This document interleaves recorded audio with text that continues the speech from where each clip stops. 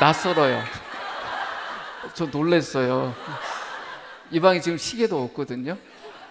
이렇게 하시면 오늘 밤을 샐 수도 있어요. 그 고백들과 특송 보시면서 어떤 생각하셨어요? 참 좋다, 네, 그러셨죠. 근데 퀴즈가 하나 있습니다. 7분이 나왔잖아요. 7분의 구성이 왜 이렇게 됐는지 혹시 아세요?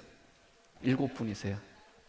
네, 나이가 10대 미만, 10대, 20대, 30대, 40대, 50대, 70대 한 분씩 계셨습니다. 어느 분이 어느 분인지 잘 모르시겠죠. 네. 우리의 눈이 그래요. 가족을 보면 다 좋아요. 분석하지 않아요. 그냥 가족으로 봐요. 근데 오늘 저녁엔 좀 머리가 아플 겁니다. 좀 분석할 겁니다. 오늘 주제가 무엇인지 같이 한번 읽을까요? 시작. 예.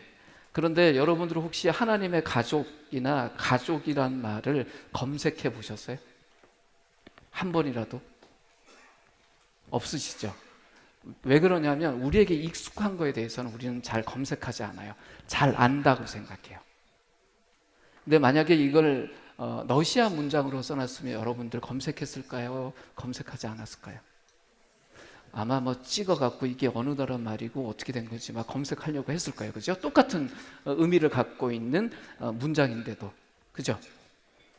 그러니까 우리는 아주 중요한 것이지만, 그래서 우리 삶에서 너무너무 중요해서 늘 우리 옆에 가까이 있지만 익숙한 거에 대해서는 잘 안다고 생각하는 습관이 있어요. 근데 우리는 생각을 뭐로 해요? 언어로 해요. 언어로 생각하고 교환해요. 늘 이 말은 쉽잖아요. 그러니까 우리가 언어라는 게 없으면 우리의 생각을 할 수도 없고 전달도 못해요. 근데 언어가 뭐냐고 정의를 물으면 갑자기 답답해져요. 여기 있는 분들이 다 언어를 사용하는 분들이거든요. 그러니까 지금 자기 나이만큼 언어를 사용해 왔단 말이에요. 그런데 갑자기 언어가 뭐예요? 라고 정의를 물으면 막 걱정돼요. 지금 내려가서 어떤 분인데 여쭤보려고 그래요. 네. 그래서 이거 하고 있는 거예요. 언어가 뭐라고 생각하세요? 마이크 하나 주실래요? 네. 제가 원래 강의할 때 막 돌아다니는 사람인데 예. 네, 잘 나오죠. 예. 평소에 그냥 생각하시던 대로 이야기. 언어가 뭐라고 생각하세요? 의사소통 수단. 의사소통 수단. 평소에 이렇게 실력이 높으세요? 본인이 생각하기에? 계속 마이크 달라고 하는 시간 동안 계속 생각하셨죠. 예. 이래요. 우리 머릿속에 있어요. 그럼 의사소통이 뭐라고 생각하세요? 의사소통이 네. 뭐라고 생각하세요? 의사소통. 집에 가고 싶어요. 집에 가고 싶어요. 내일부터 안 내려올게요. 그럼 됐죠. 가지 마세요. 그럼 되죠. 네. 질문 안 하면 되죠. 네. 표정이 왜 나인데 괴롭게 하냐. 네. 주영자매는 지금 눈을 돌리고 있어요. 네. 언어를 정의를 그러니까 사전적으로 어떻게 할까요? 왜냐하면 오늘 저희가 주제가 가족이잖아요. 근데 가족이라는 게 우리인데 너무나 익숙한 거거든요. 잘 안다고 생각해요. 우리는 태어날 때부터 가족으로 태어나서 지금까지 살아왔거든요. 잘 안다고 생각해요. 그래서 이 익숙한 이 개념이 무언가 우리가 굉장히 중요한 걸 이야기해 줄 때 그것을 그냥 편하게 받아들여 버려요. 우리는 오늘 교회의 가장 원형적인 개념 하나를 배우는데 그게 가족이에요. 근데 우리는 그 가족이라는 걸 알고 있으니까 평소에 내가 알고 있던 그 가족 개념을 가지고 교회는 그런 거야 라고 생각해 버려요. 그러니까 교회는 가족이야 맞는데 가족이라는 것에 내가 생각하고 있던 생각이 있을 거 아니에요. 이것이 무엇이냐에 따라서 달라져 버리는 거예요. 틀렸다는 이야기가 아니라 각자 다르다는 거예요. 절대 틀렸다는 이야기가 아닙니다. 다르다는 거예요. 그러니까 어떤 넓은 범위 안에 있다면 문제가 안 되는데 그 범위 밖으로 나가 있다 그러면 그때가 문제가 되는 거예요. 그래서 오늘 이 이야기를 좀 하려고 하는 거예요. 언어란 걸 정의를 어떻게 할까? 사전에 이렇게 되어 있습니다. 같이 읽을까요? 생각이나 느낌을 나타내는 전달하기 위해 사용하는 음성, 문자, 몸짓 등의 수단. 지금 여러분하고 저하고 음성으로 주고받고 있죠. 한국어라는 음성을. 근데 다 이해하시잖아요. 근데 여기에 적혀 있는 게 한국어죠. 문자가 있죠. 근데 여기 만약에 음성을 듣지 못하는 분이 있다면 여기 한 분 서 계셔야 돼요. 어떤 분요? 수화하시는 분. 그러면 이해되셨어요? 그러니까 언어라는 건 음성, 문자, 몸짓 등의 수단이에요. 근데 뭘 위한? 생각이나 느낌을 나타내거나 전달하기 위해서. 꼭 의사소통을 할 필요가 없이 자기 자신이 갖고 있는 무엇을 나타내기 위해서도 뭐가 필요해요? 언어라는 게 필요해요. 지금 옆에 있는 분, 손잡을 수 있는 분들 괜찮은 분이면 살짝 한번 잡아보세요. 예, 길게 잡지 마시고 2초만 잡고 놓으세요. 예. 2초 동안 잡았을 때 느낌이 있었죠. 그 느낌을 우리는 언어가 없어도 느낄 수는 있어요. 근데 그 느낌을 말하려고 하면, 그러니까 표현하려고 그러면 그때부터 뭐가 사용돼요? 언어가 사용돼요. 그러니까 분명히 우리가 오감을 가지고 느낄 때는 언어가 필요 없어요. 근데 그것을 내가 나타내거나 나 혼자도 느끼고 싶잖아요. 그러니까 느낀 걸 뭔가 이야기하려면 그때부터 내가 알고 있는 언어를 사용해야 돼요. 그리고 누군가에게 그걸 내가 그때 2초 잡았는데 그 사람 손의 느낌이 말이야 좀 달랐어. 그럼 어떻게 달랐는데 그때부터 말로 설명을 해야 돼요. 그러니까 언어라는 것은 그렇게 내가 가지고 있는 생각이나 느낌을 나타내거나 전달하기 위해 사용하는 음성, 문자, 몸짓 등의 수단이에요. 근데 이것이 고정되어 있는 거면 좋을 텐데 그렇지가 않아요. 변해요. 인간이 언어를 통해서 생각을 교환한다 그랬어요. 그래서 하나님이 성경에 문자로 어떻게 수많은 이야기들을 적어 놓으셔서 지금 우리까지 전달이 된 거예요. 그리고 우리는 헬라어, 히브리어 아는 사람이 별로 없잖아요. 그럼 우리는 뭘로 봐야 돼요? 한국어로 봐야 돼요. 다행히 한국어 번역 성경 좋은 게 있어요. 그러니까 우리는 하나님이 우리에게 주시고자 하는 생각을 뭘로 읽어요? 한국어로 된 성경을 읽으면 돼요. 안 읽으면, 열지 않으면, 네. 하나님의 언어를 자꾸 들어야 하나님의 생각이 우리에게 전달돼요. 근데 그거 없이 하나님의 생각을 알겠다? 이상한 거죠. 내가 옆에 있는 사람하고 친해지고 싶다. 그래서 그 사람의 생각을 내가 잘 알고 싶다. 그럼 뭐 해야 됩니까? 자주 이야기해야 돼요. 부부도요, 대화하지 않으면, 그러니까 서로 언어를 이렇게 소통하지 않으면 어떻게 될까요? 남으로 살아요. 우리는 언어를 통해서 생각하고 생각을 교환해요. 이게 굉장히 중요한 겁니다. 그런데 이 언어라는 것이 세상의 언어들이 보면 다 모양이 다르죠. 한번 볼까요? 이 한국말로는 사람이라고 해요. 그죠? 우리 존재를 나타낼 때 사람이라는 단어. 그러니까 우리 이 사람을 설명하지 말자고요. 그냥 사람이라는 존재를 우리는 문자도 그렇고 음성도 사람이라고 표현하죠. 근데 중국 분들은 이 사람 인자를 쓰고 발음은 어떠냐면 저래요. 이 성조가 있어서 제가 못하겠어요.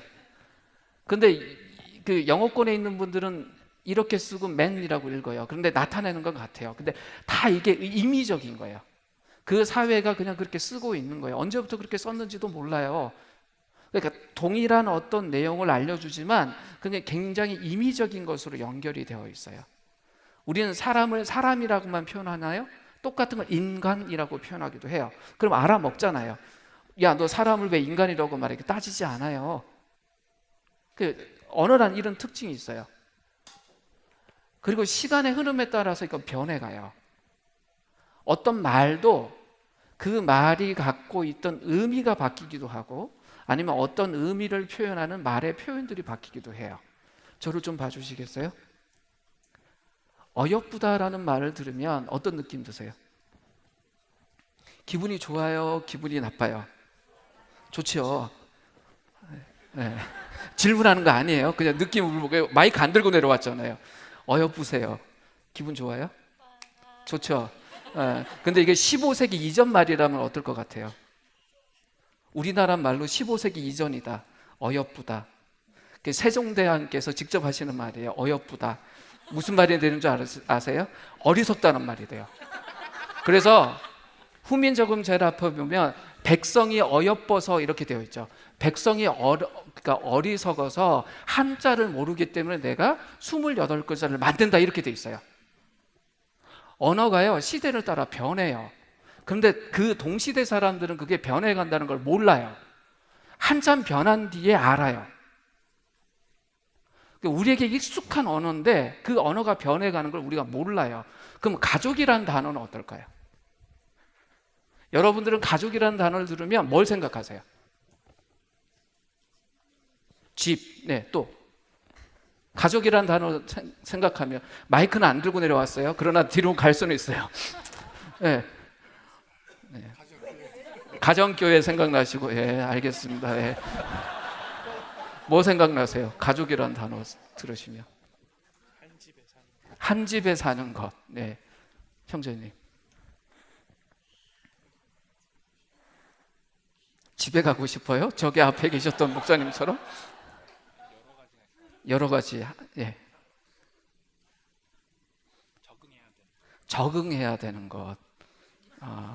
적응 잘 하시던가요? 반갑습니다. 오랜만인데요. 가족하면 뭐 생각나요? 식구가 뭔데요? 밥 먹는 거. 예. 하나님의 가족으로 살라가 오늘 주제인데요. 그 가족, 뭐 여러 표현들을 써요. 검색해 봤어요. 요즘 검색하는 시대잖아요. 그래서 네이버에 어떤 특정하면 안 돼. 그 녹색 창하고 이쪽 창 집어넣어 봤어요. 근데 전 놀랬어요.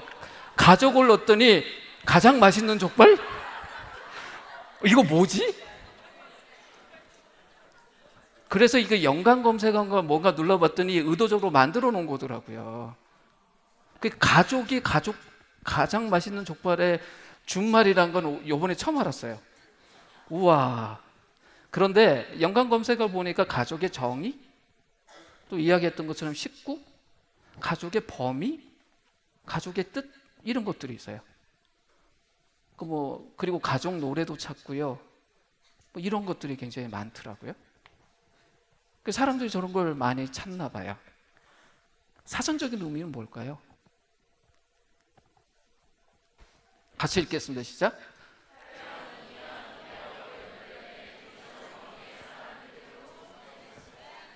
네, 이게 사전적 정의예요. 혈연, 인연, 입양으로 연결된 일정 범위의 사람들로 구성된 집단, 이게 가족이에요. 그 가족이 가족되게 하는 그 어떤 방식이 있는데 첫 번째가 뭐냐면 혈연이에요. 혈연은 잘 아시죠? 어떤 의미인지. 부모 자녀 관계, 이게 기본이에요. 혈연 관계에 있어서는. 그럼 부모 자녀 관계면 뭐 아버지와 아들, 뭐 엄마와 딸 하듯이 이 부모 자녀 관계. 근데 이게 확대가 돼요.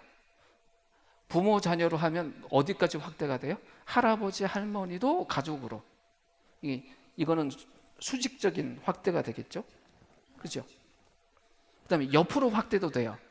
형제 관계. 이건 혈연이라는 걸 통해서 가족이 돼요.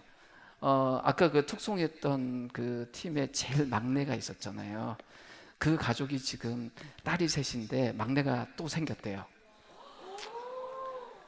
그래서 그 가족은 이제 확대가 되겠죠. 혈연 관계 때문에. 그러니까 수직적인 확장도 있어요. 할아버지, 아버지 뭐 밑에 이렇게 되면 수직적인, 수평은 형제가 늘어가는 거예요. 혈연을 통해서도 가족이 만들어지고 넓혀져요. 이해되시죠? 그럼 인연은 뭘까요?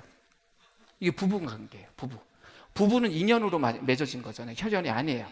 그러면 부부로 된 인연으로 만들어진 가족은 어떻게 확대가 될까요? 부부가 기본이면. 네? 첩이요? 두 분 부부시죠?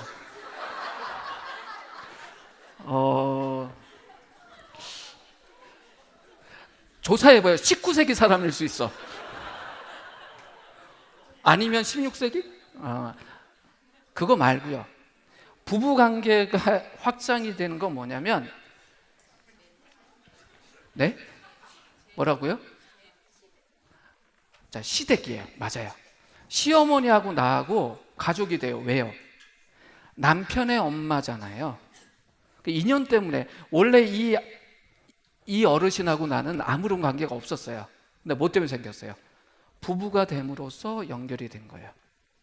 그 인연 때문에도 가족이 생기죠. 이게 확대될 수 있어요. 이해되셔요? 그러니까 이게 계속 확장돼요.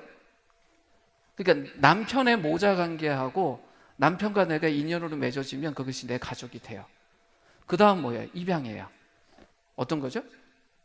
특정 목적 때문에 사회적 자녀 관계를 맺는 거예요. 혈연 관계는 없지만 진짜 가족으로 묶인 거. 이 세 가지를 통해서 가족이라는 게 만들어져요. 일반적으로 어떤 사회는 특정한 규칙이 있어서 그 규칙으로 가족을 결정해요. 그리고 그 가족이 그렇게 구성원이 결정되면 그것이 기준이 돼서 가족이다 아니다, 가족 안에서는 어떻게 해야 된다는 생각을 가지고 있어요. 그래서 우리는 전통적으로 가족하면 어떤 생각을 하죠. 한계가 없도록 확장시키진 않잖아요. 그래서 가족 개념을 보면 8촌 이내로 하자 뭐 이런 말도 있고 4촌 이내도 아니다, 4촌 아니야, 이게 가족이야 막 이야기하다가 지금은 뭐 자주 안 보면 가족이 아니라고 생각하기도 하잖아요. 아까 뭐 김 목사님 이야기하신 것처럼 가끔 보고 뭐 이런 이야기예요. 뭐냐면 가족 개념이 변하고 있어요. 특별히 지금은 점점점 더 많이. 여기 나와 있는 게 다 가족인데 이 키워드들이 이 가족을 연구하시는 분들이 연구의 키워드로 써놓은 거라서 좀 딱딱하긴 해요. 그런데 지금 현재 가족 혹은 가족 개념이 어떻게 변하고 있는지는 볼 수 있어요. 부부 역할 변화 가족이라는 게 있어요. 무슨 말이냐면 전통적으로 부부가 뭐 남편은 이 역할하고 뭐 아내는 이 역할을 해야 된다고 알고 있었는데 그 역할이 변했다는 거예요. 그것도 가족이죠. 떨어져 사는 부부.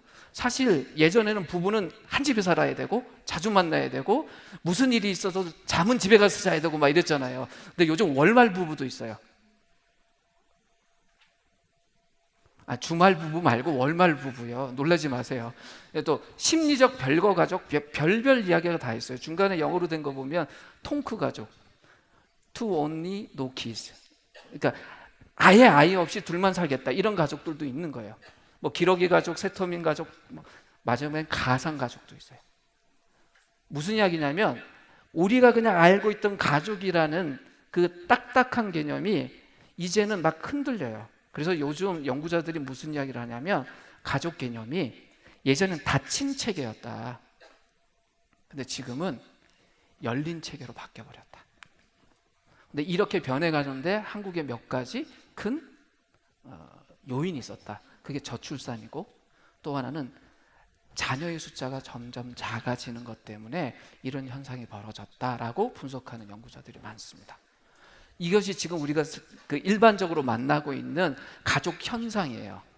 근데 이 가족하고 관계돼서 조금은 슬픈 개념 하나가 있는데 뭐냐면 가족 해체라는 이야기가 있습니다. 같이 읽을까요? 읽겠습니다. 가족 구성 간의 가치와 규범이 달라 각자 역할이나 가족 전체 기능이 잘 수행되지 못하는 상태.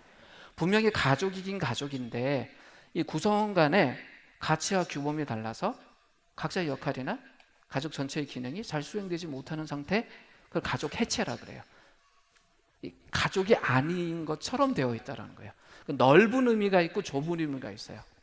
넓은 의미로 보면 분명히 가족으로 묶여 있긴 하지만 가족 같지 않은 상태. 가족의 기능이 제대로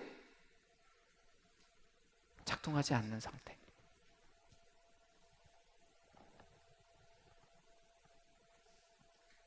좁은 의미의 가족 해체는 아주 명확해요. 대표적인 게 이혼이에요. 그러면 가족이었다가 어떻게 돼요? 가족 관계가 해체되죠. 아주 좁은 의미에서는. 그걸 가족 해체라고 합니다. 그런 현상들이 지금 계속 벌어지고 있다라는 거예요.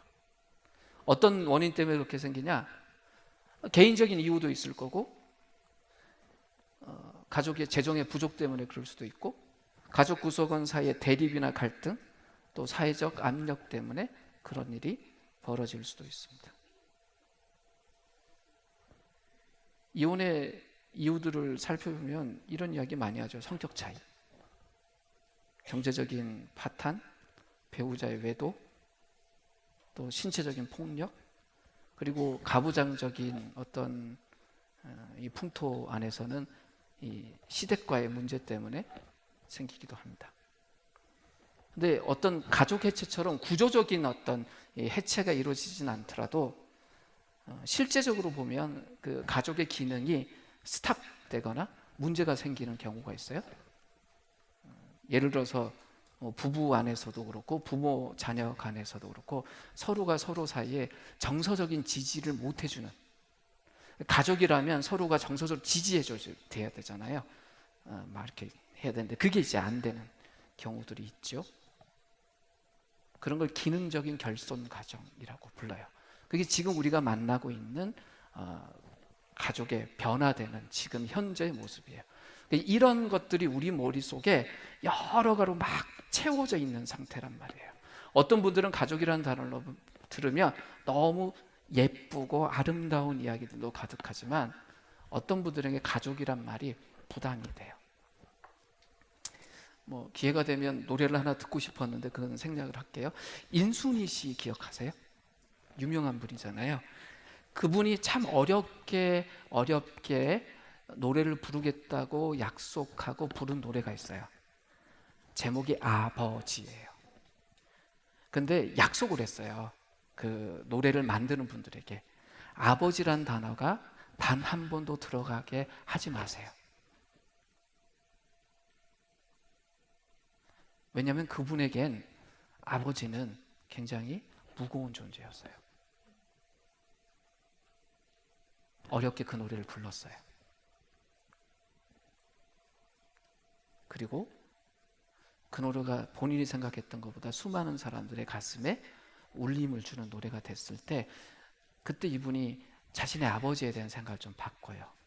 그리고 굉장히 독특하고 특별한 공연을 하나 하는데 그게 미국에서 있었어요. 왜냐하면 인순이 씨의 아버님이 한국에 주둔했던 미군이잖아요. 돌아갔단 말이에요, 미국으로. 그런데 이분이 미국 공연 때 비슷하게 한국에서 주둔 경험이 있는 분들 앞에서 그 노래를 불러요. 그리고 그분들을 위로해요. 우리 머릿속에 있는 가족이라는 개념이 일반적으로 비슷해 보이지만 다 달라요. 우린 그걸 가지고 다른 사람이 우리에게 주는 언어들을 만나요. 그러니까 오늘 주제가 하나님의 가족인데 어떤 사람은 하나님 하면 너무 따뜻하고 좋은데 거기 가족 붙으면 더 좋아질 수도 있지만 어떤 분은 가족? 할 수도 있다는 거예요. 오늘 그래서 남아있는 시간 동안 도대체 교회에 대해서 하나님이 이야기하실 때 하나님의 가족이라고 이야기하는데 그것이 무슨 의미인지, 굳이 왜 하나님은 가족이라는 이 개념을 가지고 교회에 대해서 이야기를 하는지 확인하려고 합니다. 이방 사람과 유대 사람 양쪽 모두 그리스도를 통하여 한 성령 안에서 아버지께 나아가게 되었습니다. 그러므로 이제부터 여러분은 외국 사람이나 나그네가 아니요 성도들과 함께 시민이며 하나님의 가족입니다. 이게 오늘 저희들이 함께 살펴보려고 하는 가장 중요한 메인 성구인데요. 어떻게 나와 있어요? 유대인이든 이방인이든 하나님과 관계를 맺고 하나님의 가족이 되었다. 근데 무엇 때문에? 그리스도 때문에. 그리스도를 통하여 한 성령 안에서 아버지께 나아가게 되었고 그래서 하나님의 가족이다라고 이야기를 합니다. 아까 일반적인 가족은 무엇 때문에 가족이 될 수 있었어요? 혈연, 인연, 입양. 그런데 여기서 뭐라 그래요? 그리스도를 통하여. 같은 맥락에서 하는 본문이 있어요. 그를 맞이해 드린 사람들, 곧 그 이름을 믿는 사람들에게는 하나님의 자녀가 특권을 주셨다. 이는 혈통에서나 육정에서나 사람의 뜻에서 나지 아니하고 하나님에게서 났다. 어디서 안 났다고요? 혈통에서 나지 않았다. 육정이란 건 뭐냐면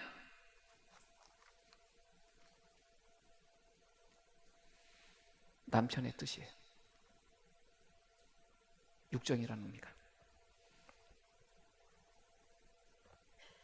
인간의 의지, 인간의 어떤 뜻들, 그 다음에 사람의 뜻이라고 표현된 건 남편의 뜻이에요. 그러니까 어떤 거겠어요? 결혼관계도 아니고 혈연도 아니고 어떤 사회적인 약속도 아니고 오로지 뭐로 났다고요? 하나님의 가족은? 네? 예수 그리스도를 맞아들임으로. 그게 계속 강조해요. 우리가 하나님의 가족이 된 것, 하나님의 자녀가 된 건 오로지 뭐 때문이라고요? 예수 때문이다. 그런데 저를 봐주세요. 가족이 된다는 것이 그냥 호칭이 바뀌는 의미예요? 그 정도가 아니에요. 뭐 스타일이 바뀌는 정도인가요? 근데 어떤 보면 너희 패밀리인가 봐, 너희들 스타일이 어울려, 뭐 그런 이야기가 아니잖아요. 가족이 된다는 건 정말 본질이 바뀌어 버리는 거예요. 정말 본질적인 변화가 있을 때 우리는 가족이 되었다라고 이야기를 합니다. 그러니까 우리의 본질이 근원적으로 바뀌어 버렸다는 거예요. 특별히 신분제도 있는 상태에서 누군가의 가족이 되었다라는 것은 인생이 완전히 바뀌어 버리는 거예요. 그러니까 상상을 해보자고요. 이제 21세기가 아니라 우리가 한 12세기, 13세기 정도 갈까요? 그 신분제도가 확실할 때, 아니 조금 더 가면 좋겠어요. 한 7세기로 갑시다. 지금은 신라 시대예요. 그때 가면 제가 좋거든요. 왜냐하면 저는 진골이에요. 여러분 중에 진골 별로 없잖아요. 성골은 아니에요. 네, 불행히 성골은 아닌데 저는 진골이에요. 여러분도 육두품도 아닐 것 같아요. 왜요? 기분 나쁘세요? 이건 팩트인데. 네. 누군가의 가족이 된다 그러면 이건 완전히 신분이 바뀌는 거예요. 본질이 바뀌어버려요. 그냥 호칭이 바뀌는 정도가 아니에요. 완전히 삶이 바뀔 때 그럼 가족이 됐다라는 이야기를 하는 거예요. 우리가 그리스도 예수를 믿고 하나님의 자녀가 되었다? 이건 엄청난 거예요. 근데 이것이 얼마나 엄청난 건지를 알려면 우리의 과거를 알아야 돼요. 하나님의 가족이 되기 이전의 우리의 모습. 굉장히 중요합니다. 그러니까 가족이 되기 전하고 가족이 된 이후에 얼만큼 큰 차이가 있는지 모르면 현재 우리가 가족이 됐다는 것이 얼마나 대단한 것이 잘 모르는 데다가 그렇게 가족을 만들어 주신 하나님에 대한 감사가 작을 수밖에 없어요. 마치 과거를 자꾸 편집하고 잊어버리는 사람들 요즘 주위에 계시잖아요. 그분들은 늘 언제나 자신들이 그랬다고 생각해요. 두 나라가 대표적이잖아요. 한 나라는 무릎 꿇고 정말 사죄하고 변화가 됐고 저기 유럽에 계신 분들, 그렇죠? 근데 비슷했는데 한쪽은 지금까지 부인하잖아요. 뭐 역사적인 증거가 하나도 없다며요. 살아서 이야기를 하는데도 그냥 자신들이 자발적으로 징용 갖고 자발적으로 간 거라며요. 그럼 자신들의 과거를 자꾸 지우잖아요. 왜 그분들 입장에서 생각해봐요. 왜 지우려고 그럴까요? 지금의 자신의 모습을 더 좋게 만들고 싶어서 애써 지우는 거예요. 근데 과거를 지운다고 해서 지금이 좋아지는 게 아니라 오히려 지금이 훨씬 더 좋은 건지를 알려면 과거를 명확하게 아는 게 필요한데도 사람들이 과거를 자꾸 안 돌아보려고 그래요. 어두운 과거를 돌아보는 건 현재의 나에게 안 좋은 거라고 생각하는 거예요. 성경은 반대로 이야기를 해요.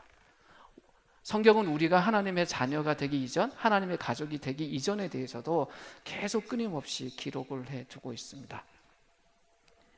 지금의 우리를 제대로 보기 위해서라도 과거의 우리가 어쨌는지 아는 게 굉장히 중요합니다. 그래서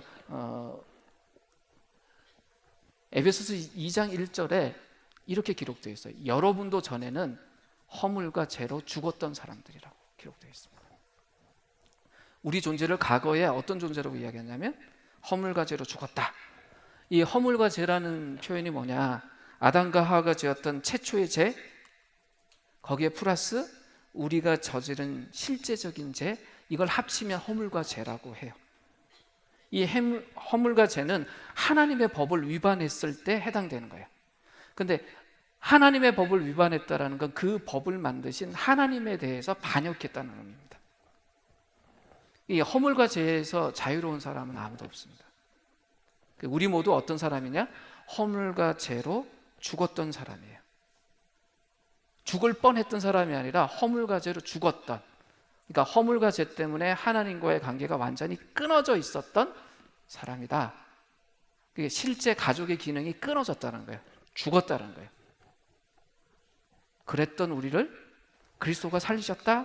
계속 강조를 합니다. 그럼 죄인을 살리기 위해서 예수님이 아무것도 안 했냐? 아니요. 많은 걸 하셨어요. 죽음의 원인이 뭐였어요? 죄였죠. 그러면 죽음의 원인을 제거하셔야 돼요. 어떻게 해요? 죄가 뭐였죠? 하나님의 법을 위반하는 거였죠. 그러면 이 죄를 없앤다는 건 무엇이겠어요? 하나님의 법을, 하나님의 율법을 온전히 순종하셔야 돼요. 완벽하게. 그러면 하나님의 율법을 완벽하게 순종하신다는 의미가 뭐겠어요? 하나님을 완벽하게 사랑하고 이웃을 완벽하게 사랑하는 것, 율법을 두 개로 딱 정의하면 그거였잖아요. 하나님을 사랑하고 이웃을 사랑한 것. 근데 예수님 그렇게 하셨어요. 어떻게 해요? 자신의 삶과 죽음을 통해서 철저히 하나님께 순종하고 자신의 죽음을 통해서 이웃을 끝까지 사랑하셨어요. 그것을 통해서 하나님의 율법을 이루셨어요. 그래서 이 죽음의 원인 죄를 제거하세요. 그게 그리스도의 구속 사역이에요. 그분의 이 땅에 오심과 죽으심과 부활과 승천의 모든 과정을 통해서 그분이 하신 일, 그것이 있었기 때문에 우리가 살아날 수 있었던 겁니다. 그래서 우리가 지금 찬양할 때도 어떻게 찬양해요? 그 주님과 더불어 이웃과 함께 할 때 하나님에 대한 사랑과 우리 서로에 대한 사랑과 이웃에 대한 사랑을 계속 이야기를 하잖아요. 근데 그게 가능하게 된 것이 뭐냐면 그리스도의 이 순종 때문이었습니다. 2절로 넘어가면요, 그때 여러분은 허물과 죄 가운데서 이 세상의 풍조를 따라 살고 공중의 권세를 잡은 통치자 곧 지금 불순종의 자식들 가운데서 작용하는 영을 따라 살았습니다. 이렇게 되어 있어요. 그때 우리가 도대체 어땠냐? 허물과 죄로 죽었을 때 첫 번째 특징이 뭐냐면 허물과 죄 가운데 있었다. 두 번째는 이 세상의 풍조를 따랐다. 세 번째는 공중의 권세를 잡은 통치자들의 영향을 받았다. 이렇게 이야기합니다. 허물과 죄 가운데 있었다라는 이야기가 뭐냐면 하나님하고 분리된 인생은 그 행실이 허물과 죄로 분류된다는 거예요. 겉으로 보기에는 선해 보일 수도 있어요. 아주 좋은 것처럼 보일 수도 있어요. 근데 그거 자체가 허물과 죄라는 거예요. 왜?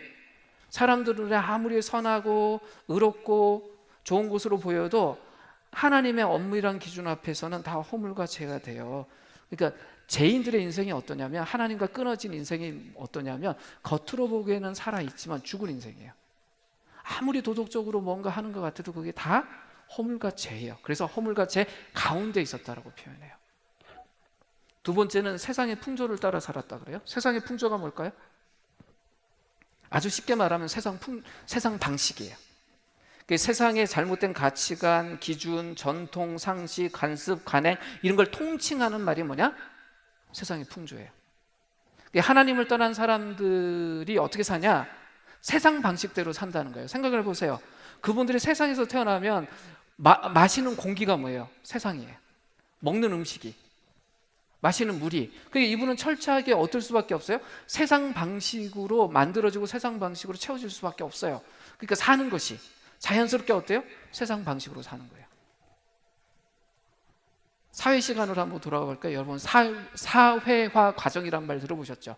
우리가 어떤 사회 속에 살면서 그 사회를 배워가고 그 사회 속에 사람이 된다는 거예요. 근데 그 사회화를 이루는 가장 기본적인 두 가지 구조가 있다 그래요. 첫 번째가 뭐냐면 가족이에요. 가족에서 뭘 배워요? 그 사회에서 살아가는 방식을 배워요. 엄마 아빠 말 배울 때부터 시작해서 어떻게 사는지 그 가족 안에서 배워요. 그리고 확 그 사람을 그 사회 속의 사람으로 만드는 게 뭐예요? 학교예요. 학교의 모든 가르침, 그런 걸 통해서 우리가 어떻게 사는 거야 라는 걸 배워요. 가족과 사회를 통해서, 이 학교를 통해서. 그러니까 세상 방식이라는 게 자연스럽게 우리 속에 있어요. 여기 있는 모든 분들이 어떠냐면 한국 사람이에요. 나서 한국어를 배우고 그 한국어를 통해서 한국 사회를 배우는 동안 우리는 한국 사람으로 살아가는 거예요. 여기 비슷해요. 크게 다르지 않아요. 여기 이제 국적이 다른 분이 몇 분 계셔요. 근데 그분들도 한국말로 생각을 해요. 그분들의 모국어가 한국말이에요. 그래서 어떠냐면 크게 다르지 않더라고요. 그분 미국 분인데요. 대화하면 그분 강화문에서만 사신 것 같아요. 미국 안 산 것 같아요. 오히려 너무 친근해요.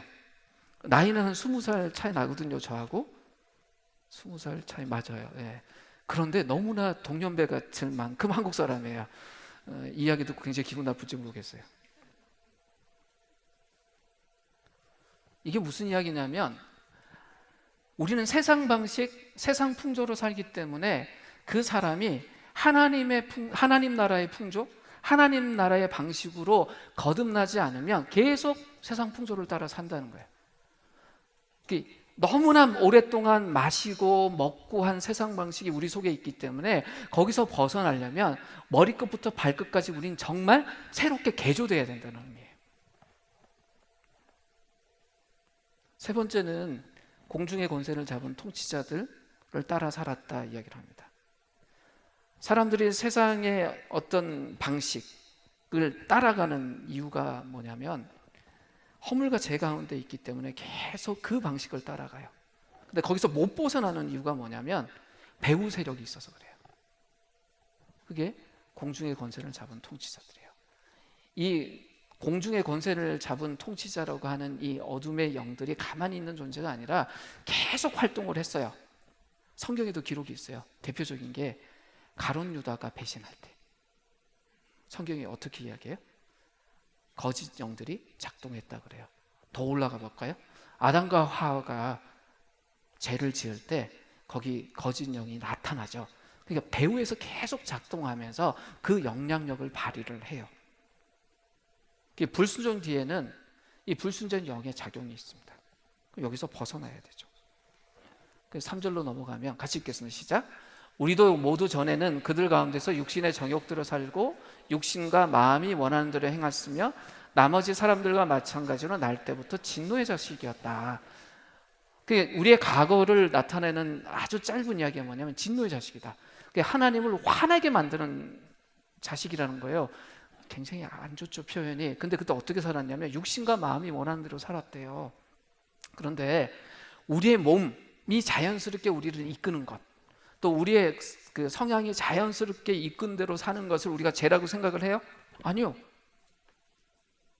인간이니까 자연스럽게 그렇게 사는 걸 죄라고 여기지 않잖아요. 오히려 그 본성에서 어긋날 때 문제 있다고 생각을 하죠. 그러니까 우리는 예전에는 육신과 마음에 원하는 대로 사는 것을 죄라고 잘 여기지 않는 상태였어요. 근데 그것이 진노의 자식의 모습이었다는 거예요. 이게 과거 모습이에요. 하나님하고 단절되어 있는 사람들의 특징이 뭐냐면 자신이 지금 뭘 하고 있는지도 모르는 상태에 어려움들을 쌓아가요. 스스로 해결하지 못하는 일이에요. 본질적인 변화가 필요한 거죠.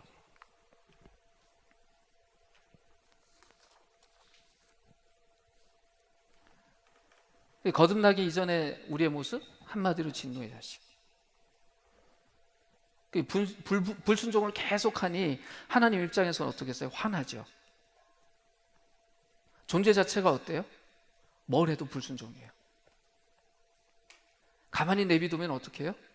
허물과 죄 가운데 그대로 행하고, 가만히 내비두면 세상 방식대로만 살고, 가만히 내비두면 배후에 있는 그 영적 세력에 붙잡혀서 거기서 벗어나지를 못해요.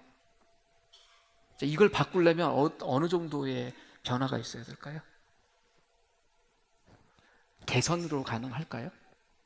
재교육? 안 돼요. 그래서 본질적인 변화가 필요했어요.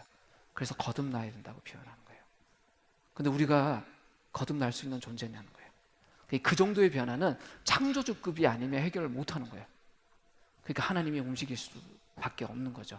사람들의 개선으로 되는 일이 아닙니다. 그래서 하나님이 본질적인 구원을 우리에게 베풀어 주시기로 하시고, 그분의 자비로, 큰 사랑으로 우리에게 풍성한 은혜를 주셔서 우리가 구원 얻게 하십니다. 그러니까 우리가 어떤 자격이나 또 어떤 구원을 받을 만한 공로가 있어서 주신 게 아니에요. 하나님께서 그리스도 예수 안에서 우리를 그분과 함께 살리시고 하늘에 함께 앉게 하셨다. 굉장히 놀라운 이야기 아니에요? 그분이 우리를 살리셨다. 여기까지는 이해가 돼요. 그죠? 구원하셨다는 이야기잖아요. 그러니까 우리를 완전히 새로운 존재로 태어나게 하셨다. 근데 그것과 함께 과거형으로 뭐라고 이야기하세요? 하늘에 함께 앉게 하셨다. 지금 우리가 어디에 앉아 있다고요?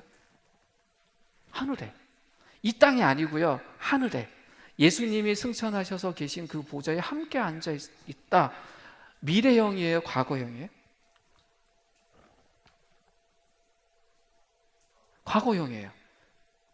이게 이 땅에 있는 우리들이 우리가 이해할 수 있는 것으로 설명 가능하거나 어떤 게 증명 가능한 이야기면 좋을 텐데 우리 능력으로는 안 돼요. 그런데 성경은 아예 저렇게 선언을 해요. 우리가 지금 어디에 앉아 있다고요? 천상에 앉아 있대요.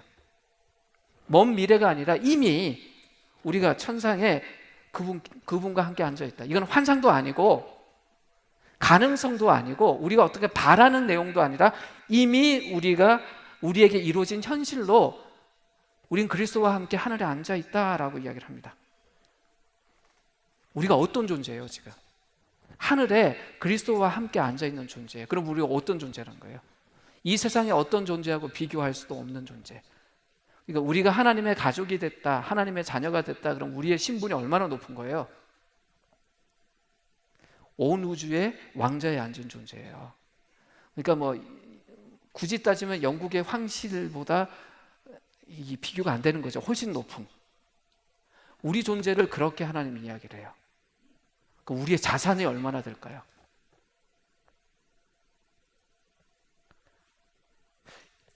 달이 형제님 거일 수도 있어요. 아니면 금성도 형제님 것일 수 있어요. 왜냐하면 우주가 그분 소유잖아요. 우리가 그분의 자녀잖아요. 그분의 상속자예요. 그럼 이 우주가 우리의 소유일 수 있어요. 우리의 존재가 얼마나 높은지를 한번 상상을 해보세요. 이것이 우리에게 주는 교훈이 있어요. 우리의 존재를 어떻게 인식하느냐에 따라서. 우린 이미 풍요로움을 갖고 있어요. 세상에 어떤 걸 갖고도 비교할 수 없는 풍요로움. 그러면 더 가지려고 애써야 될까요? 더 취하고 축적하도록 우리가 애써야 될까요? 아니요. 우린 이미 풍요로움이 있어요. 그러니까 세상에 어떤 것하고도 비교할 수 없는 풍요로움이 있어요. 그럼 우리에게 있는 자원을 더 채우려고 노력할 것이 아니라 어떤 방향으로 가게 되겠어요? 나누는 쪽으로. 어떻게 하면 내가 갖고 있는 자원을 잘 나눌까, 잘 공유할까로 가게 돼요. 첫 번째는 우리 존재가 어떤 존재인지를 알면 우리가 그리스도와 함께 천상에 앉아있는 존재예요. 성경이 그 이야기를 해요. 앞으로 앉을 거다가 아니라 지금 그렇다는 거예요. 하나님의 가족인 우리에게 하는 말이 뭐냐면 너네가 그런 풍요로움을 지금 갖고 있다고 이야기를 해요. 그 풍요로움이 우리에게 있어요. 그것이 우리의 정체예요. 그러니까 내 손에 있는 걸 더 많이 가져야 내가 풍요로운 사람이 되는 게 아니라 이미 그 풍요를 가지고 있기 때문에 이걸 어떻게 잘 공유하고 나눌까를 생각하라는 겁니다. 이것과 더불어 이런 이야기를 하세요. 왜 우리를 그 위에 앉게 하셨는지 같이 읽겠습니다. 시작. 그것은 하나님께서 그리스도 예수 안에서 우리에게 자비로 베풀어 주신 그 은혜가 얼마나 풍성한지를 장차올 모든 세대에게 드러나 보이시기 위함이다. 무슨 이야기냐면 우리가 그 보좌 위에 같이 앉은 이유 중에 하나가 우리가 가지고 있는 풍성함이 어떤 것인지 우리가 잘 아는 것뿐만 아니라 장차 오는 다음 세대에게 그 풍요로움을 보여주기 위해서 그렇다는 거예요. 그러니 우리 존재가 지금 어떤 존재인지 명확하게 알고 그 풍요를 나누지 못하면 우리는 이중의 실패를 해요. 하나는 우리 자신이 풍요로운 사람인데도 풍요롭지 못하게 사는 실패를 하나 안 하고 우리 세대가, 또 하나는 우리를 따라오는 다음 세대에게 우리가 얼마나 풍요로움을 갖고 있는 존재인지, 세상과 절대 비교할 수 없는 하나님의 가족이란 걸 보여줄 수 없는, 그래서 그들이 하나님의 가족 때문에 이 놀라운 신비를 모르게 되는 실패도 하게 된다는 거예요. 그러니 우리의 과거는 어땠어요? 진노의 자식이었어요. 하나님과 끌어져서 맨날 우리는 하나님 속썩이는, 얼마나 속을 새겼으면 진노의 자식이라 그랬겠어요. 근데 지금은 어떠냐면 하나님의 보좌 옆에 앉아 함께 있는, 그래서 이 세상을 함께 다스리는 그 존재로 살고 있으면서 그 세상의 풍요로움, 하나님의 풍요로움을 누리고 경험하고 그것을 공유하고 나눠주는 가족이 되어 있다는 거예요. 그걸 또 다음 세대에게 보여주기 위해서 우리가 거기에 앉았다, 그렇게 이야기를 하십니다. 그러면서 성경은 지난 날과 현재를 비교해서 보라고 이야기를 합니다. 자, 같이 읽겠습니다. 시작. 그러므로 여러분은 지난 날에는 육신으로는 이방 사람이었다는 사실을 명심하십시오. 손으로 육체에 행한 할례를 받은 사람이라고 뽐내는 이른바 할례자들에게 여러분 무할례자들이라고 불리며 따돌림을 당했습니다. 계속 읽겠습니다. 그때의 여러분은 그리스도와 상관이 없었고 이스라엘 공동체에서 제외되어서 약속의 언약과 무관한 외인으로서 세상에서 아무 소망이 없이 하나님도 없이 살았습니다. 여러분이 전에는 하나님에게서 멀리 떨어져 있었는데 이제는 그리스도 예수 안에서 그분의 피로 하나님과 가까워졌습니다. 과거와 현재를 비교해서 보면 예전에는 하나님에서 멀리 떨어져 있었는데 지금은요? 하나님과 가까워졌어요. 무엇 때문에? 그리스도 예수 때문에 가까워졌다. 어떤 관계라는 거예요? 아까 어떤 분이 식구라고 표현했어요. 같이 밥 먹는 관계가 됐다는 거예요. 구원의 이전과 이후를 비교해서 우리를 볼 수 있어야 돼요. 예전에 우리는 진노의 자식이었어요. 하나님 가족 밖에 있었어요. 같이 식사할 수 있었을까요? 아니요. 그러니까 하나님의 식탁 위에 풍성한 것들은 우리 게 아니에요. 근데 지금은요, 하나님의 자원이 우리 거예요. 우리가 고민하는 게 뭐냐면 더 가지려고 하는 것이 아니라 그래서 어떻게 잘 나눌 수 있을까? 어떻게 공유할까? 그걸 생각하는 존재가 됐다는 거예요. 근데 표현을 어떻게 하냐면 그분의 피 때문에 가까워졌다는 거예요. 창조주 그 하나님과 이 피조물이 가까워졌다는 거예요. 가장 가까운 사이가 됐다는 겁니다. 그걸 나타내는 가장 좋은 말이 뭐냐면 가족이 되었다는 거예요.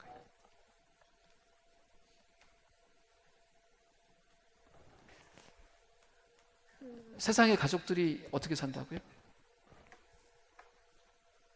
행복하게 살아야 되는데 사실은 분열하고 다투고 갈등하고 몸살을 앓고 있어요.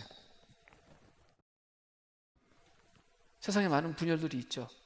많이 가진 사람하고 가지지 못한 사람과 계속 대립해요.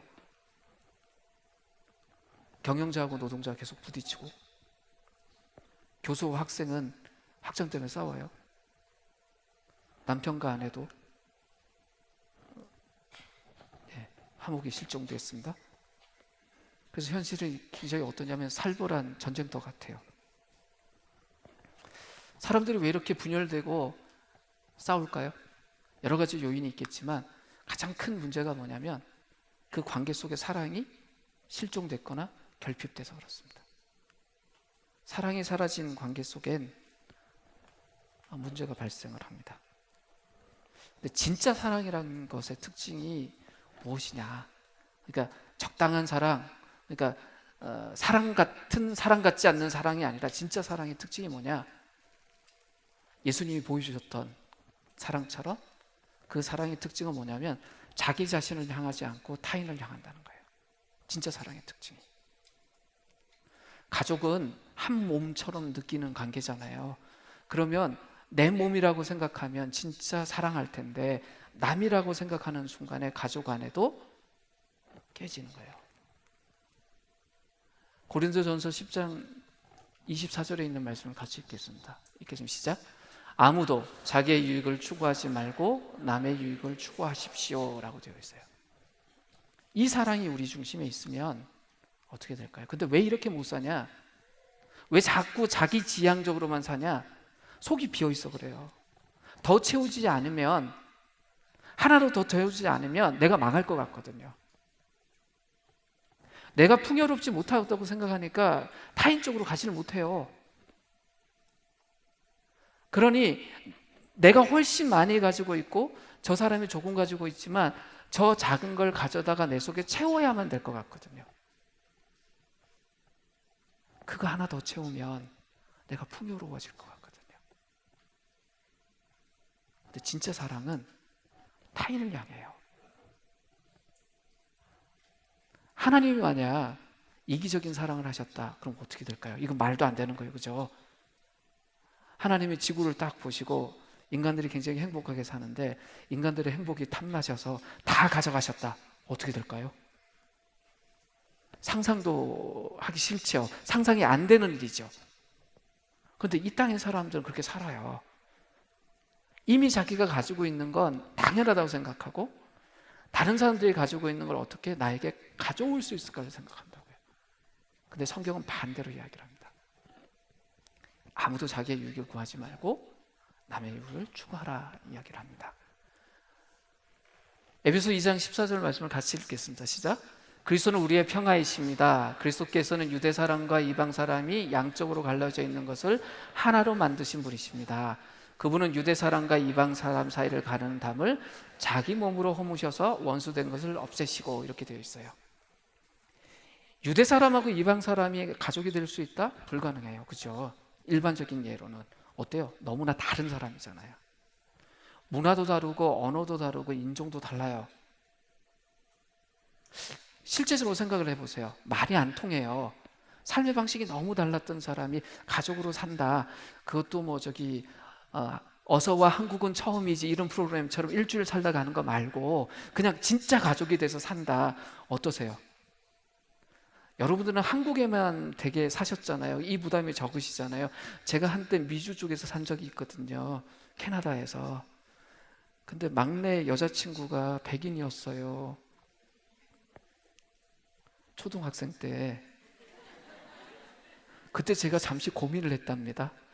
이 아이가 며느리가 된다면 어떡하지? 예, 부질없는 고민이었지만 왜 헤어졌거든요. 제가 걱정했던 게 뭐냐면 둘은 대화가 되는데 저는 그 아이하고 대화가 잘 안 돼요.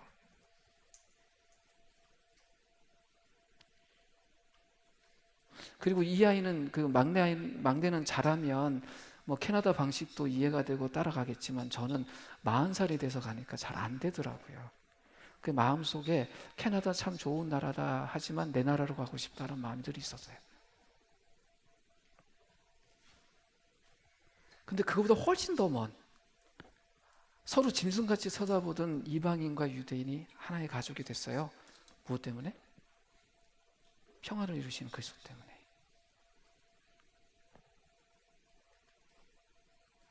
우리가 하나님의 가족이 됐습니다. 서로 간에 있는 차이와 다름을 다 넘어서 무엇 때문에요? 예수 때문에. 그런데 이런 이야기도 하세요. 같이 읽을까요? 여러 가지 조문으로 된 계명의 율법을 폐하셨습니다. 그분은 이 둘을 자기 안에서 하나의 새 사람으로 만들어서 평화를 이루시고, 이렇게 되어 있어요. 근데 그리스도의 그 평화를 이루시면서 새 사람을 만들었대요. 하나의 새 사람을 만들었대요. 그 유대인도 이방인도 묶어서 하나의 새 사람으로 만들었대요. 무슨 이야기일까요? 이 새 사람이 의미하는 게 뭘까요? 이게 교회예요. 새롭게 출발된 새로운 공동체. 그러니까 뭐냐면 유대 공동체도 아니고 이방인 공동체도 아닌 새로운 공동체. 그러니까 뭐라고 아예 이야기를 하면 새 사람이라고 말해버리신 거예요. 유대인들 안에 이방인들이 편입된 것도 아니고 이방인들 쪽에 유대인들이 자기 틀을 깨고 나온 게 아니라 아예 새로운 공동체를 하나 만드시고 그들을 뭐라고 명명하셨냐? 새 사람. 그게 하나님의 가족이에요. 그게 교회예요. 왜 이렇게 이야기하셨을까요? 이제는 새로운 기준이 그 공동체에 적용되기 시작한다는 거예요. 이전까지의 유대인들은 유대 방식으로 살았겠죠. 이방 사람들은요, 이방 방식으로 살았을 거예요. 근데 이제는 그게 아니라는 거예요. 새로운 기준, 새로운 방식. 그래서 새로운 사람으로 살아야 된다. 그것이 하나님의 가족이다라고 이야기하는 겁니다. 그럼 하나님의 가족이 된 사람들이 이제 집중해야 되는 건 뭐냐면, 그럼 그 하나님의 가족의 방식이 무엇이냐는 거예요. 이전에 내가 유대인이었던, 이방인이었던 내가 가지고 있던 방식이 아니라, 그렇다면 이젠 가족으로서 우리가 따라야 되는 방식이 뭐냐? 이 질문을 해야 돼요. 뭐예요? 밤에 여러분들을 괴롭히려고 띄운 게 아니에요. 이거 뭐죠? 네, 간장게장. 여기는요? 예. 뭐라고요? 예, 복숭아. 근데 유심히 보면 털이 있는 복숭아예요. 예. 둘 다 제가 못 먹는 거예요. 알러지가 있어요. 안 됐죠? 간장게장은 제가 처음부터 못 먹던 아이가 아니에요. 30대 초반에 어떤 문제가 있어서 한번 크게 탈이 났어요. 그때부터 못 먹어요. 이거 먹으면 막 붓고 난리가 나서 병원 가야 돼요. 그래서 저는 늘 알러지 약을 갖고 있어요. 복숭아 보이세요? 저는 복숭아는 먹는데 저 복숭아 표면에 있는 털이 있죠. 그 털이 묻으면 난리가 나요. 자, 그러면 여쭤볼게요. 우리 가족들이 저 털 달린 복숭아를 살까요? 안 살까요? 산다고요? 왜 사요? 다른 가족이 먹으니까. 그러시는군요. 네. 저희 집은 안 사요. 제가 심한 걸 알아서. 그래서 털 없는 복숭아 있잖아요. 네, 그거 많이 먹어요. 저 없을 때 먹을지 몰라요. 왜 이야기를 하냐면 가족이 됐다 그러면 가족 중에 가장 연약한 사람의 기준이 돼요. 나는 이거 먹을 수 있는 사람이야. 너는 못 먹지. 그래서 오늘은 간장게장 먹자. 이건 가족이 아니에요. 거기는 뭐가 지배해요? 경쟁이 지배해요. 너의 가장 약점을 내가 이기겠다 이거예요. 입 하나 덜잖아요. 너는 라면 먹던지 뭐 이런 거죠.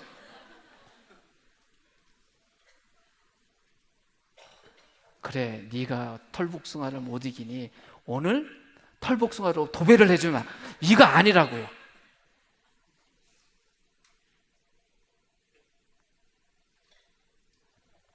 근데 이 털복숭아에 대한 사건 하나가 있었습니다. 결혼하고 초기에 와이프가 제가 여기 알러지가 있는지 몰랐어요. 근데 제가 평생 한 번 잘한 일이에요. 첫째를 가지고 굉장히 입덧이 심했어요. 와이프가 아무것도 못 먹고 먹을 거 생각도 못하고 생각을 하면 막 구토가 나는 거예요. 근데 어느 날 그때는 이제 스마트폰이 있을 때가 아니라 이제 문자 메시지를 이렇게 해야 될 때였는데 드디어 먹고 싶은 게 생각났다고. 털복숭아였어요. 그런데 요구사항이 있었어요. 껍질을 까지 말고 씻어서 주길 바란다고. 누워 있었거든요. 그래서 제가 사무실에 있다가 얼른 시장으로 뛰어가서 멀찌만큼 이제 저거 좀 봉투에 넣어주세요 하고 들고 왔어요.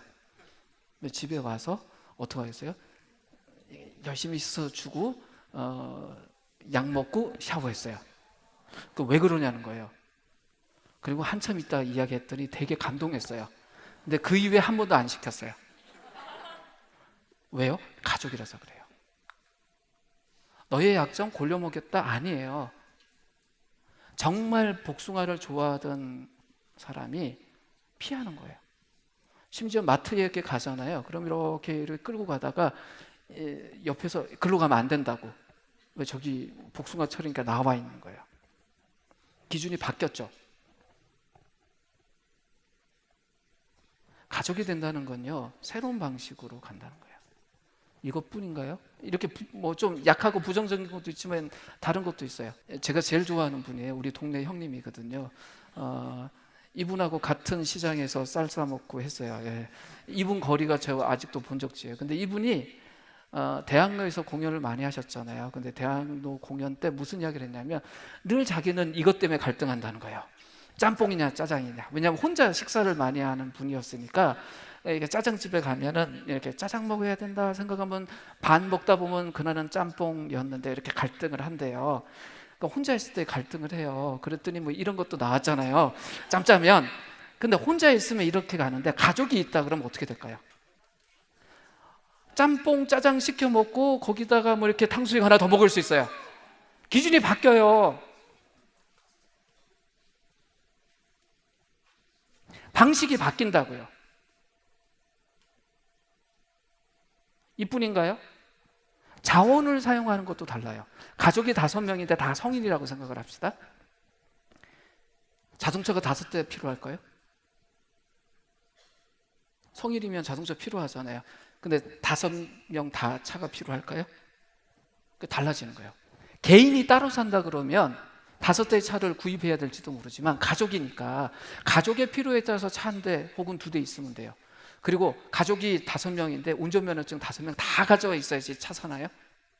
아니에요. 아직까지 면허 없는 분도 있어요. 그죠? 남편을 기사로 쓰시는 분들도 있어요.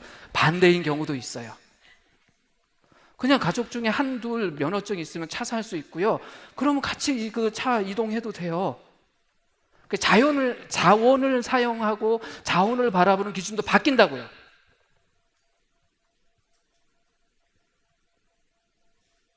방식, 기준이 바뀌어요. 가족이 되면.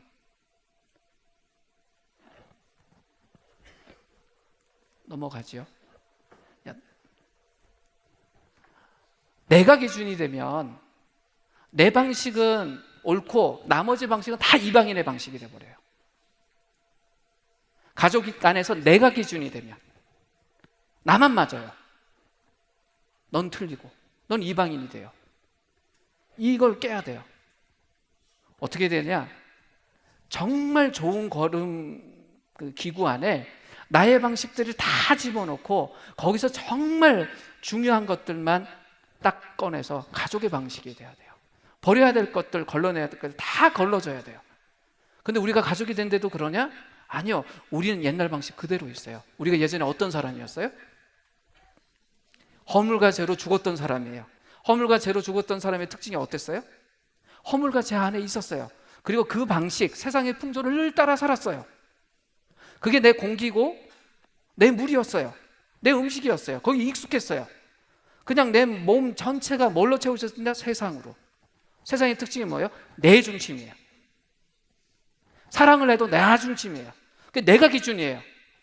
오늘 내가 뭘 먹어야 되나? 내가 정하는 거예요. 왜? 아빠니까. 아니면 오늘 밥하는 사람 마음이에요.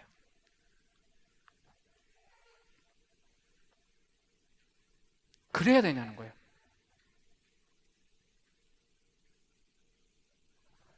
공동체가 돼도 마찬가지예요. 기준점이 변해야 됩니다. 협의하고 하는 부분이 아니라 우린 하나님의 가족이에요. 가족 앞에 뭐가 붙어 있어요? 하나님의 가족. 우리가 받아들여야 되는 건 뭐예요? 하나님의 가족으로의 방식.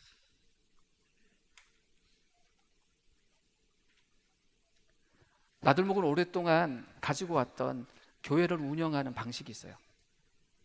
근데 그 5가지, 여기 하늘가족 디딤돌 하신 분들은 다 아실 거예요. 첫 번째가 뭐예요? 성경의 최종적인 권위 이렇게 되어 있어요. 왜 그 이야기를 해요?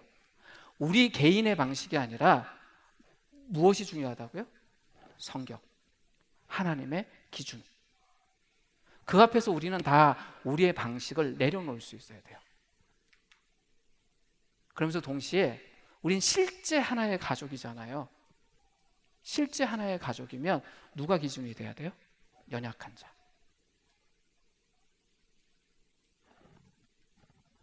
나의 자원, 너의 자원이 아니라 가족의 자원으로 사용을 해야 됩니다. 이것이 바뀌지 않으면 큰일 나요. 그러면 실제적으로 어떤 것들이 필요하냐? 경쟁이 아닌 협동을 해야 돼요.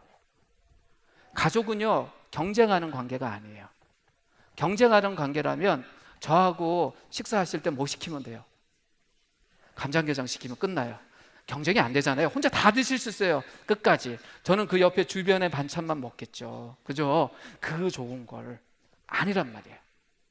경쟁하는 관계가 아니라 협동하는 관계예요.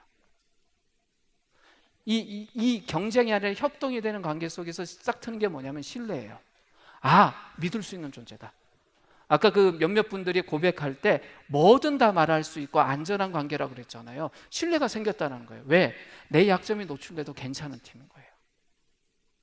가족들은 제 약점 다 알죠. 뭘 건들면 내가 힘들어하는지, 뭘 건들면 아파하는지 알아요. 근데 그분들이 적이라면, 제가 약점을 노출해요? 아니요. 노출해서는 안 되죠. 늘 공격받고 그것 때문에 질 텐데 그러면 상대편을 믿을 수 있어요? 아니요.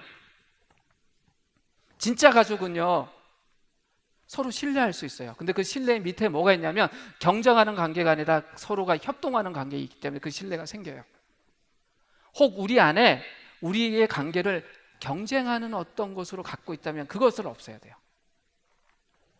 정말 협동하고 그래서 우리 속에 신뢰가 생기면 그런 가족 관계를 나타내는 몇몇 단어들이 있어요.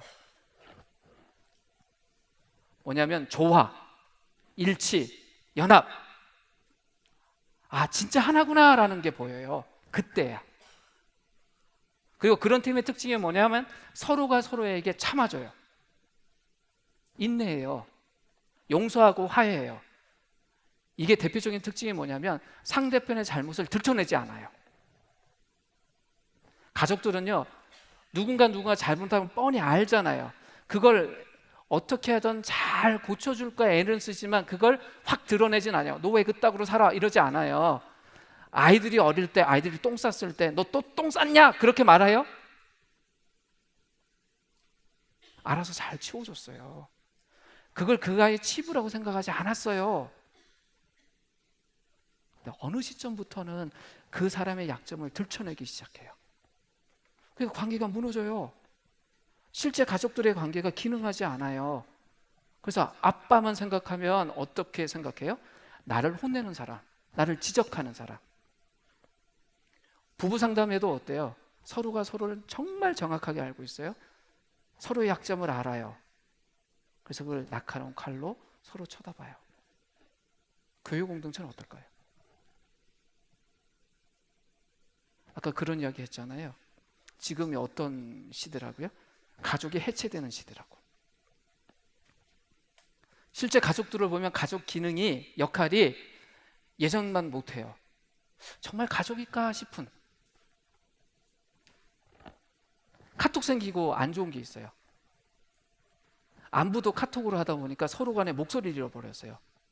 옛날에는 그래 전화하면 목소리라도 들을 수 있었는데 요즘은 카톡 하잖아요. 저희 어머님도 70대신데 요즘 전화 안 하시고요, 카톡을 보내시더라고요. 어떻게 반응을 해야 될지 모르겠어요. 올해부터 카톡을 유독 많이 하세요. 그래서 전화하면 저는 이제 전화를 드리거든요. 그럼 받으시면 무슨 일이 있니? 아니 카톡을 하셨길래 저는 이제 한 건데 무슨 일이 있니? 그러면 반갑다 하셔야 되잖아요. 그러면 카톡으로 뭘 해야 되나? 예전하고 참 달라졌어요. 가족 공동체가 예전하고 달리 점점 그 기능을 잃어가는 시대야, 전반적으로. 이러다 보면 가족이란 개념이 영 이상해질 것 같아요. 하나님이 이걸 그냥 보고 계실까요? 아니요. 가족 공동체가 점점 해체되고 붕괴되는 이 상황에 하나님이 이 세상을 위해서 희망의 하나를 심어 놓으셨어요. 그게 교회예요. 아까 말한 세 사람, 공동체 가족. 아까 고백 들으셨잖아요. 이게 진짜 가족 같다고. 혈연으로 묶인 그 가족이 아니라 지금 우리가 만나는 이 가족이 진짜 같아요 라는 고백 들으셨죠. 왜 그렇게 이야기하냐고요. 가족의 진짜 기능이 여기 있어서 그래요. 서로 경쟁했나요? 아니요. 자기중심적 사랑을 했나요? 아니요. 자기 몸이 몸살이 나서 힘든데 가교에 있는 자매 생일이라고 미역국을 끓였대요. 근데 모르겠어요. 이건 가로 남편을 위해서 그러실 수 있었는지는 모르겠어요.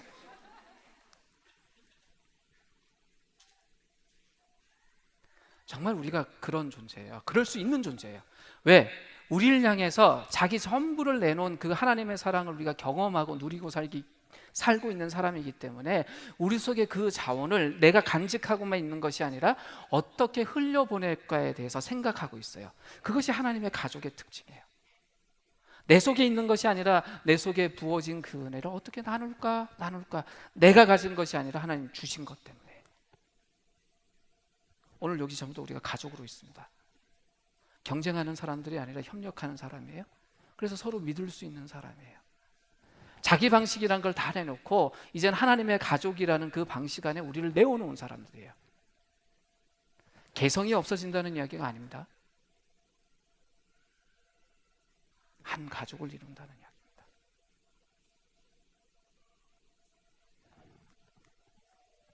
같이 읽겠습니다. 시작. 우리는 모두 하나의 동일한 성전으로 함께 지어져가는 하나님의 나라의 시민이고 하나님 가족에 소속된 구성원입니다. 우리가 하나님의 성전으로 함께 지어져 갑니다. 그 성전이 여러 가지 것들의 역할이 필요하겠죠.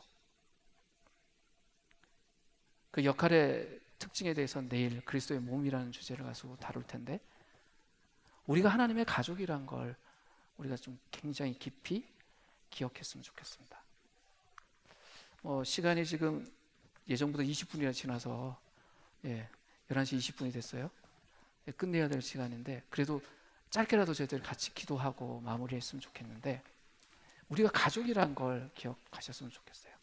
세상에 수많은 그런 가족의 이야기들이 아니라 하나님의 가족이라는 것. 우리는 가족이 될 수 없는 존재였습니다. 진노의 자식이었어요. 하나님하고 등지고 있는 사람이었어요. 근데 그런 우리를 우리의 어떤 자격이나 어떤 공로나 무엇 때문이 아니라 전적으로 아버지이신 그분의 은혜 때문에 우리가 가족이 됐어요. 그렇다면 우리가 옆에 있는 사람들, 함께 가족된 사람들을 볼 때 어떻게 봐야 되냐는 거예요. 내가 그랬듯이 저도 똑같은 거예요. 하나님의 은혜를 받은 사람들이에요. 지금 우리가 갖고 있는 차이나 어떤 특징들 때문에 저 사람은 좋고 나쁘고가 아니라 우리가 한 아버지의 자녀라는 것 때문에 우리가 그런 어떤 공동체성을 가져야 합니다. 우리가 시험 보고 하나님의 가족이 된 사람들이 아니잖아요. 어떤 테스트를 통과해서 가족이 된 사람들이 아니에요. 하나님의 은혜 때문에 된 사람들이에요. 그럼 우리 중심에 늘 그게 있어야 돼요. 정말 내가 이 가족이 됐든 감사하다. 그럼 옆에 있는 사람 볼 때 어때야 돼요? 그 감사를 더 크게 느껴야 돼요. 근데 우리는 자꾸 분석해요. 쟤는 하나님의 가족이 될 만한 사람인가? 하나님 실수한 거 아니야? 아니요. 아니요. 그분의 은혜로 가족 될 수 없었던 사람들을 가족 되게 하셨습니다. 먼저 그 아버지를 먼저 쳐다봤으면 좋겠습니다. 지금 아바 아버지 이 찬양 함께 드리고요. 우리 모두 한 사람 한 사람이 가족이 될 수 없는, 하나님의 가족이 될 수 없는 그 사람들이었는데 하나님이 한 사람 한 사람 다 초대해 주셨어요. 오로지 우리가 하나님의 가족이 될 수 있었던 이유는 딱 하나예요. 그리스도, 그리스도, 그리스도. 우리가 이걸 놓쳐버리면 서로 경쟁합니다. 나는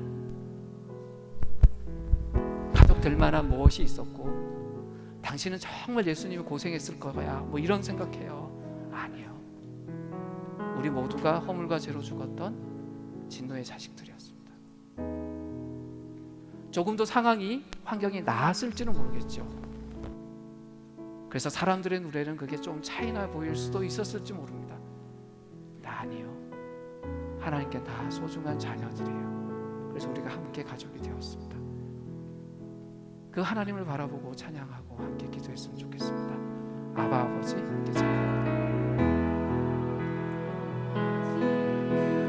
아바 아버지 나를 안으시고 바라보시는 아바 아버지 아바 아버지 아바 아버지 나를 도우시고 힘주시는 아버지 아바 아버지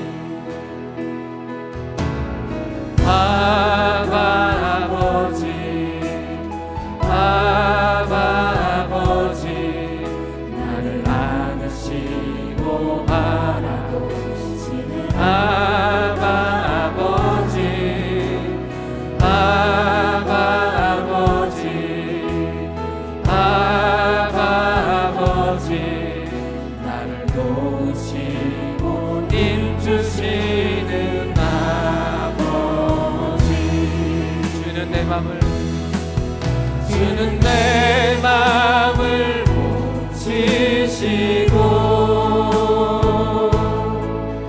볼 수 없는 상처 만지시네.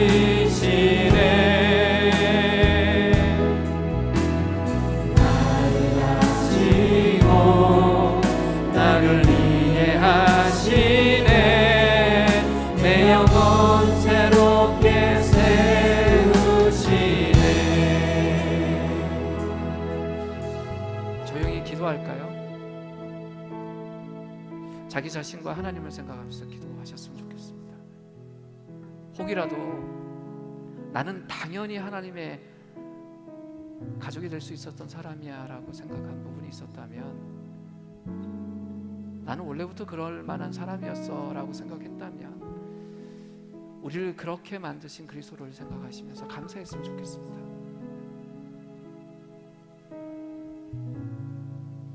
그 아버지에 대한 그 은혜와 사랑에 대해서 우리가 고백할 수 있었으면 좋겠습니다. 성경은 분명히 이야기를 합니다.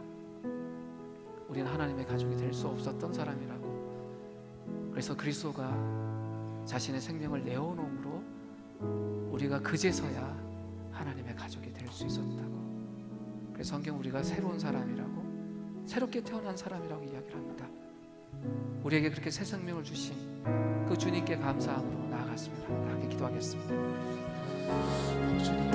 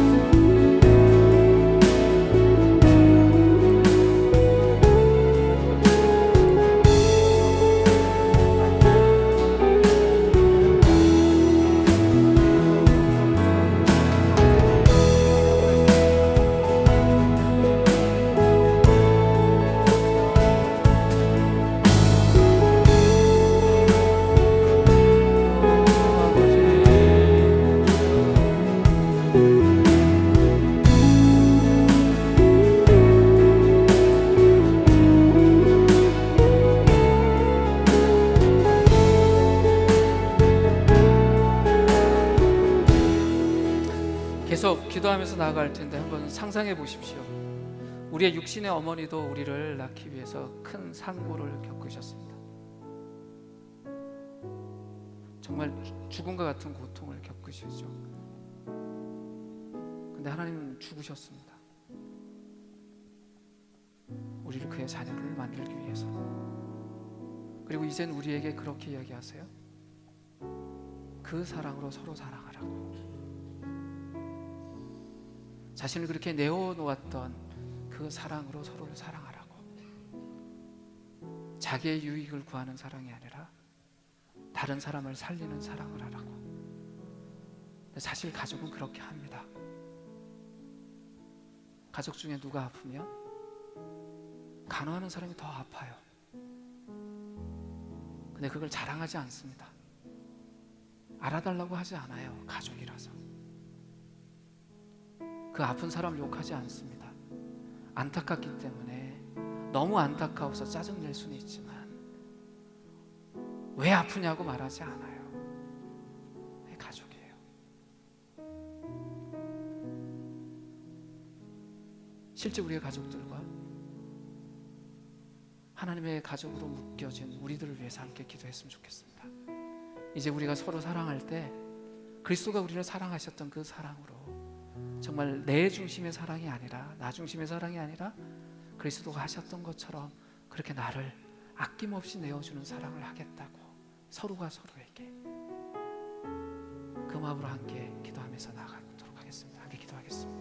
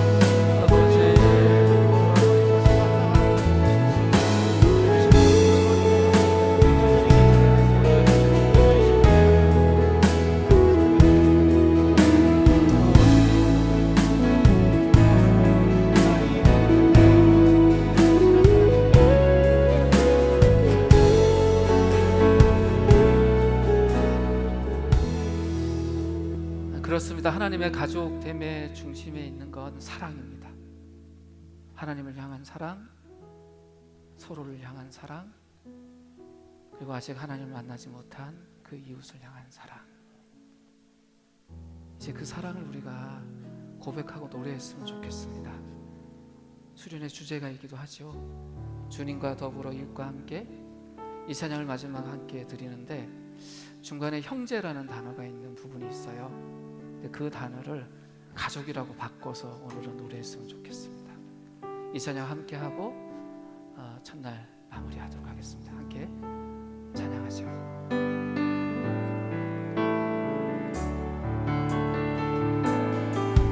나의 마음과 뜻과 힘 다해 주를 사랑하고 내 이웃을 내 몸과 같이 사랑하며 주가 우리를 사랑한 것 같이 서로 사랑하니 이것이 우리 여기 모인 이유. 사랑하라.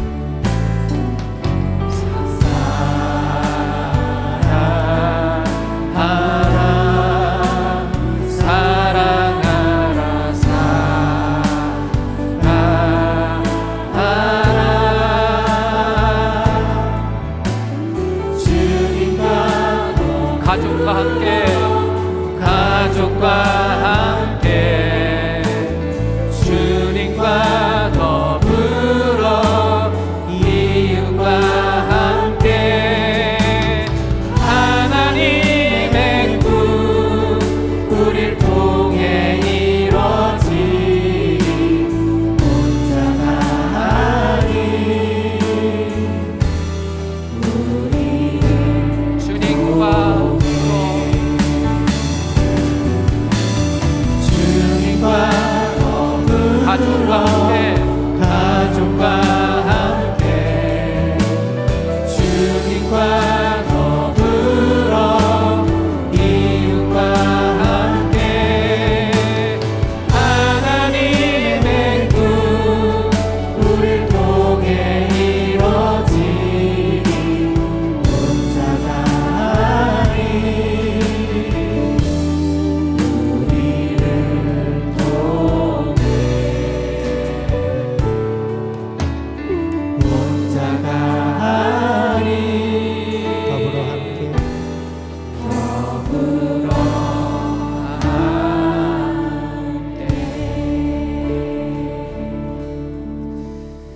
마지막으로 짧게 하나만 더 기도했으면 좋겠습니다.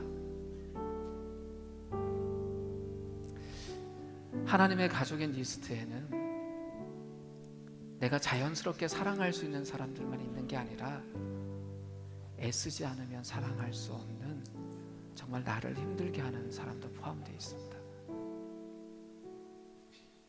주님은 그에게도 동일하게 사랑하라 이야기를 하세요.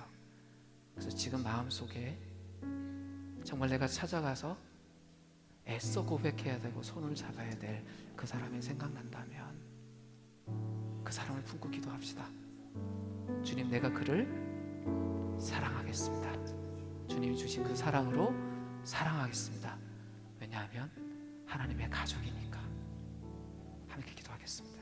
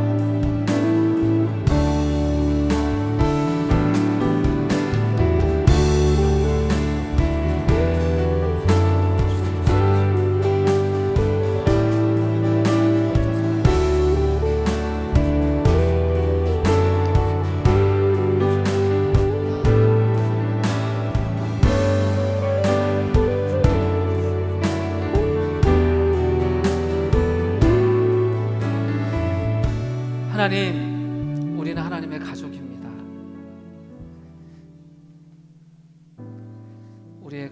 모습을 돌아보면 가족 될 수 없는 사람이었지만 하나님의 은혜 때문에 가족이 되었습니다. 그리고 이제 서로가 서로에게 하나님의 가족으로 사랑하며 살라고 하나님은 이야기하십니다. 사랑할 자격이 없는 우리에게 사랑할 수 있게 하여 주셨고, 사랑받을 자격이 없는 사람을 사랑하게 하셨습니다.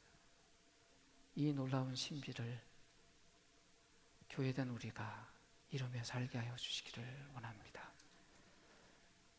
우리의 힘이 아니라 하나님의 사랑으로 그 일을 이루고 누리며 참된 하나님의 가족이 되게 하여 주시옵소서. 지금은 성부, 성자, 성령 삼위 하나님의 사랑하심과 은혜 주심과 역사하심이 하나님의 가족이 될 자격이 없음에도 가족이 되게 하심을 참으로 감사하며 이제는 함께 가족된 이들에게 가족의 사랑으로 섬기며 살아갈 것을 다짐하고 나아가는 하늘 가족 위에 지금부터 영원까지 함께 하시기를 축원하옵나이다. 아멘.